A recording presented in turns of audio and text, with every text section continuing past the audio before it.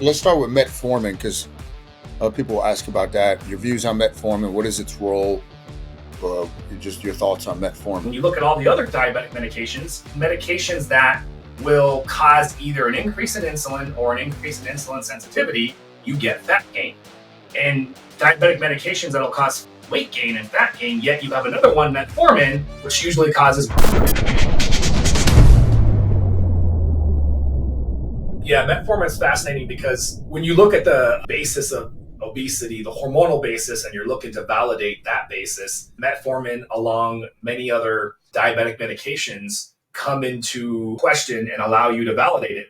So let me take a step back. Metformin is a diabetic medication, usually one of the first ones that they prescribe for patients when they become diabetic. It does a lot of things that we're actually still learning. There's all this crazy stuff in longevity space, anti-aging. It's mimicking the effects of fasting in the body. So really, really fascinating, enhancing gut microbiome. All that is completely separate of what its original FDA approval is, which is lowering blood sugar. But what's different about this, tying back into where I was going with the hormonal basis of obesity, it's not increasing insulin levels and it's not improving insulin sensitivity, but it is lowering blood sugar. When you're looking at the hormonal basis of obesity, you need to prove why insulin causes fat gain. I Can Make You Fat with Insulin is a chapter in the book Obesity Code from Dr. Fung, which is definitely still, I gave a nice summary of it, I think, hopefully in my book, and maybe one day he'll tell me that, but that is the gold standard, and I will never try to replace that as far as the argument for the hormonal basis of obesity. He talks about and shows examples when you look at all the other diabetic medications that will cause either an increase in insulin or an increase in insulin sensitivity, you get fat gain. And diabetic medications that'll cause weight gain and fat gain, yet you have another one, metformin, which usually causes weight loss. Is that possible? Well, it validates the idea that when you improve insulin sensitivity or increase insulin numbers, like the other medications, most of the time you will get fat gain.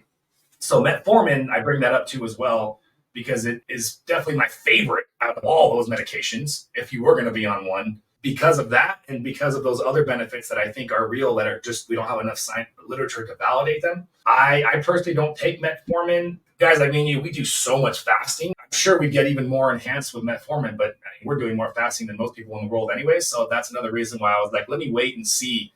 But if I can find out, I feel comfortable with what metformin doesn't do, then I'm all for it, because I do think it's fascinating. I do think you'll live longer. One of the anti-aging experts, David Sinclair, he includes metformin in his protocol. So I do think it's very powerful. I do think it's generally safe. I do think it's a consideration in your program, even if you're not diabetic and you have access to a clinic that can actually prescribe it to you. I definitely think it's worth question for us, our consideration. But for us in our program, we don't need it because we're doing the GLP-1s, the AOD for the fat mobilization, and then the long format fasting. So even if we are working with diabetics or pre-diabetics, we don't need the additional benefit of metformin, although it's great. Definitely, it's great, but we just personally don't need it, so we don't use it that often.